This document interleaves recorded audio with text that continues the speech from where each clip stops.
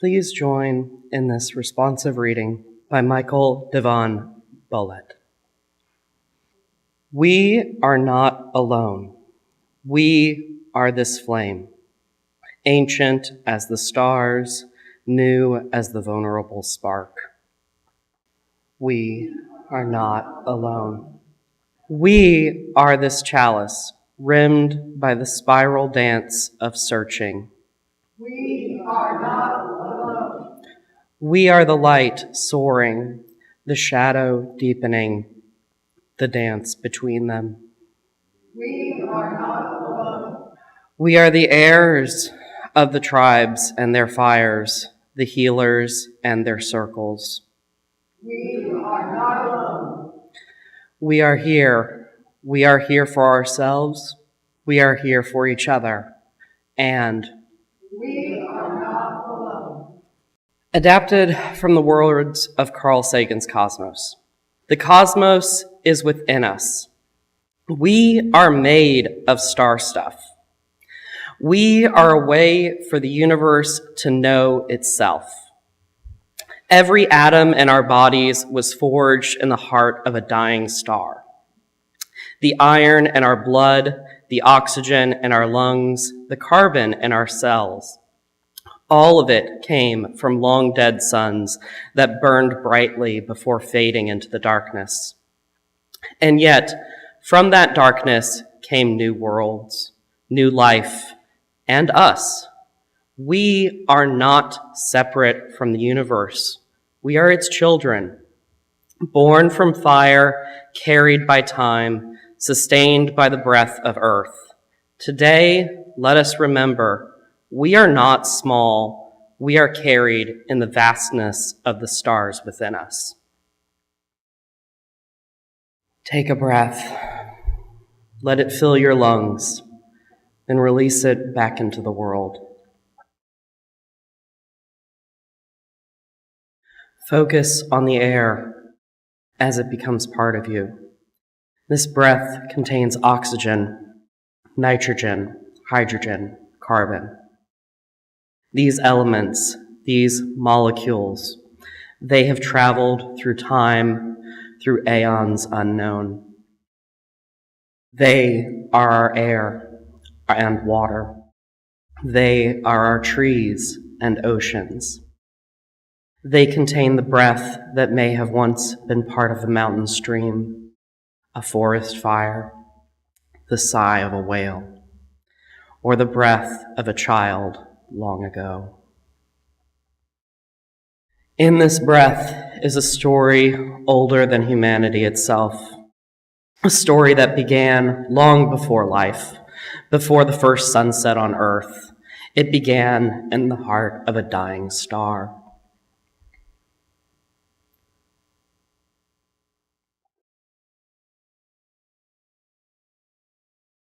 "14 billion years ago, there was nothing. No planets, no oceans, no air, not even the vacuum of space. Only the silent, infinite void. But from a single moment, a single spark, the universe as we know it came to be. It ignited, this rush of everything everywhere all at once, space and time scattering in all directions, formed the very first simple elements, hydrogen and helium. We have stuff, yay! But for hundreds of billions of years, the universe remained too hot, too dense for even light, for even photons to move through it.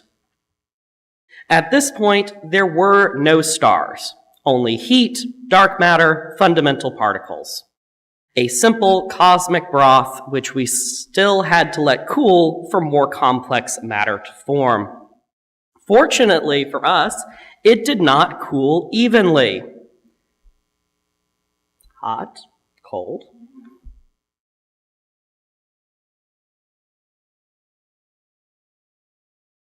So, hot, cold. We have an uneven distribution of temperatures across that early universe. Just by a degree Kelvin. We can still see them today in the splotchy red and blue picture of the cosmic microwave background radiation, the CMB. If you see that, it'll look redder in areas and bluer in areas, and it's all jumbled together. But that is just a tiny variance in temperature in the early universe. But it is because of that small diversity of density, that small temperature change, that we had some areas that could be pulled together by gravity more than others. And that's what allowed for everything to coalesce, to come together. No idea where I'm on the page. Gravity.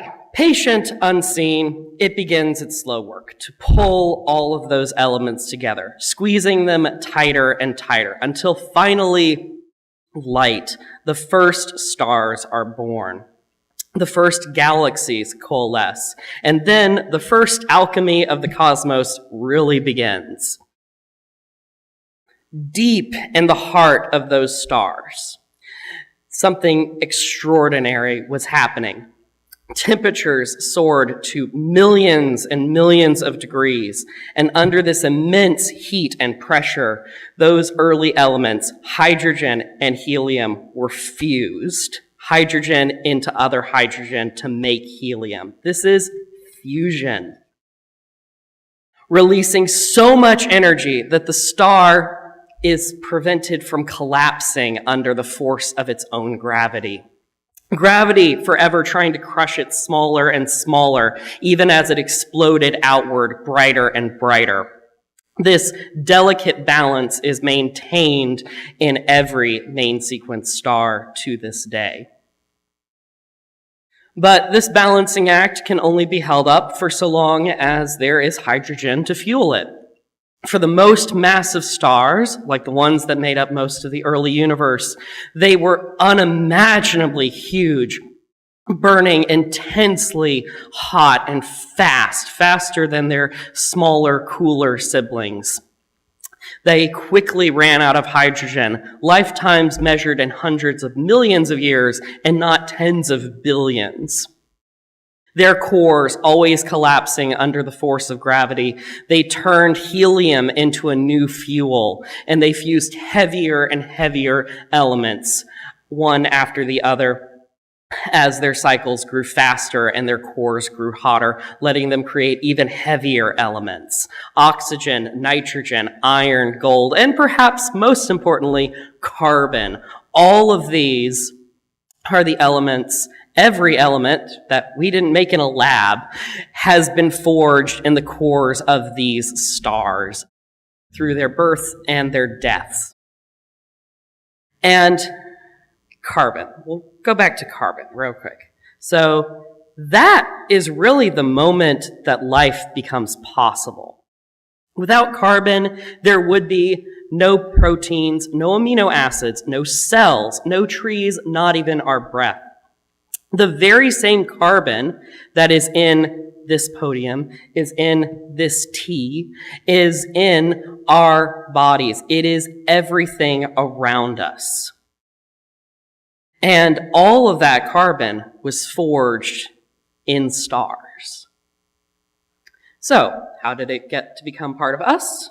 Well, when those massive stars, as we saw, reach the end of their lives, they burn through the last of their fuel and they collapse under their own mass, always collapsing, but this time they can no longer fight back with their fusion pressure. They collapse in, they rebound, the biggest ones, and they explode outward in a supernova.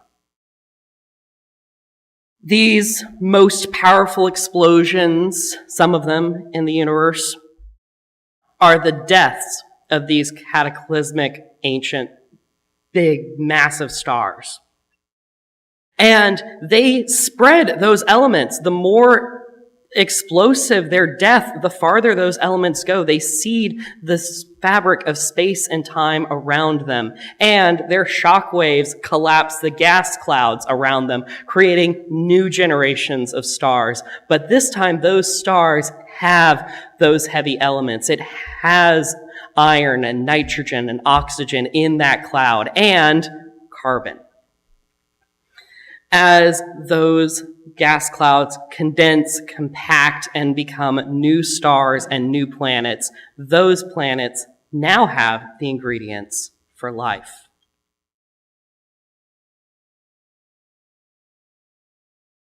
This planet, our home, was not formed separate from the heavens. It was formed from them. The rock, the soil, the water, the very air we breathe, all of it is part of this cosmic cycle that continues to this day. Our sun, halfway through its lifetime, will be burning for another 5 billion years. And we've got about 1 billion years of habitability left, but the sun itself will be here long after Earth is a little baked Mercury. But at the end of our sun's life, it will expand its outer layers, leaving a tiny core of carbon. And those new elements that it created will go out into the galaxy. And again, carbon. The chemistry and physics that shape the cosmic forces that give birth to stars and made life itself possible is still working. Quiet turning of our seasons, how we spin, how we move through space, how we move through Earth. All of it is part of this motion, part of these cycles, never separate from the forces of our creation and destruction. Many traditions, from the ancient Vedas to modern cosmology, have told us that we are not separate from the universe. We are woven into it. In the Hindu teachings, the concept of Brahma tells us that all existence is one. The same divine breath flows through the stars, the trees, and through our own bodies. Eternal, unchanging, omnipresent. Sounds a bit like carbon. In the Ecclesiastes, within the Hebrew scriptures, they remind us that all go to one place, all are from the dust, and to the dust all return. Not as an ending, but as part of an eternal cycle. And in the words of the renowned Carl Sagan, whom we opened with and put so succinctly, cosmos is within us. We are made of star stuff. None of these ideas are separate. They are all the same truth, spoken in different languages at different times. But they perfectly agree. We are made of the dust of stars, and none of us are separate from the earth beneath us. Take another deep breath.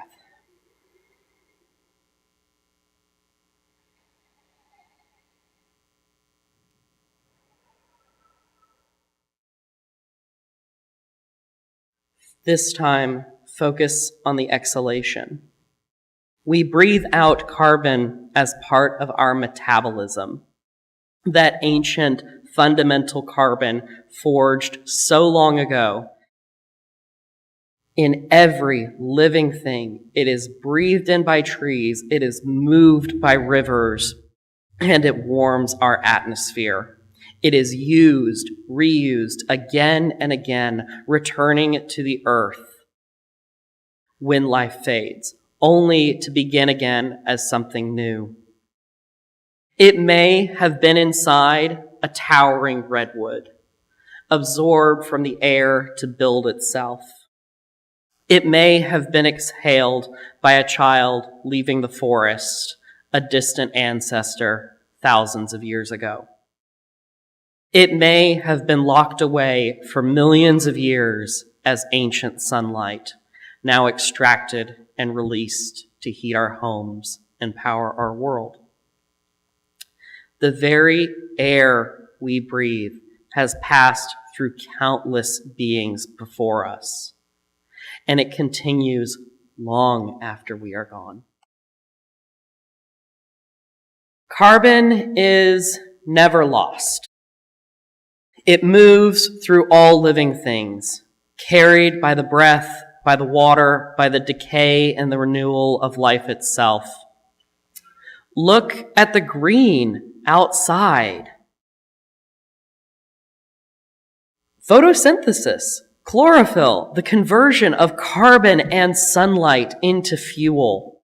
When those same leaves fall, they do not simply disappear, they decompose. Those nutrients, those molecules, that carbon is gathered back into the earth. It is broken down by unseen hands. The fungi, the microbes, the quiet workers of the soil. They take what once lived and transform it into the foundations for new life. This process, though largely hidden, is, I would say, one of the most sacred forces on earth. The decomposition of plants and creatures returns their carbon to the soil, where it becomes part of the next generation of trees and grasses and all the lives that rely on that carbon cycle. Every forest, every meadow, every blade of grass is built on the lives that came before it. Soil is not just dirt. It is memory. It is the past made fertile. It is stardust reworked by time, transformed again and again into something new. Science has shown us that beneath our feet, the earth is alive with connection. Mycelial networks, the underground threads of fungi that act as great communicators of forests, exchanging nutrients, warning of dangers, passing life from one tree to another. These networks do more than sustain individual trees, they sustain entire ecosystems. When one tree dies, its carbon-rich body feeds the others around it. It is the very essence of it shared with its neighbors. For nothing truly ends. All things, even death, are part of these unbroken cycles, be it stars or trees or us. What the stars began, the earth continues. We are not separate from these cycles. We are part of them. Only a tiny number of atoms reach the earth from space.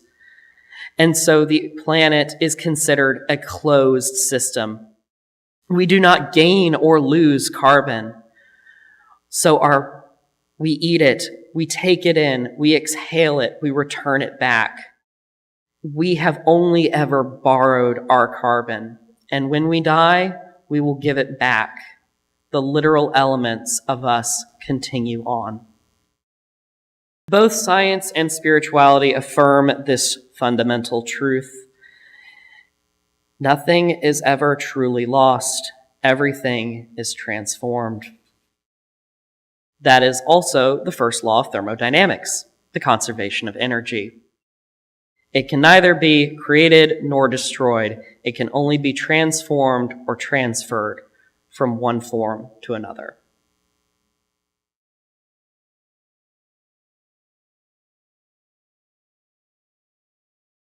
And so, we gather here today not just to reflect, not just to remember our part in these cycles, but to physically partake in this truth. In a moment, we will mark ourselves with the elements of this great cycle, the stardust from which we came and the earth to which we will return. This is not an ending, but a continuation. One small moment in the great turning of soil and stars. Our closing words, inspired by Wendell Berry's The Peace of Wild Things. And so, when despair for the world grows in us, when we fear that life is fleeting and fragile, let us remember the stars still burn, the trees still take root deep in the earth, and life in all its forms moves forward. In our hands, we carry the dust of all that has ever been and all that will be. Let us go forth knowing that we are part of something vast, and in that vastness, we are never alone.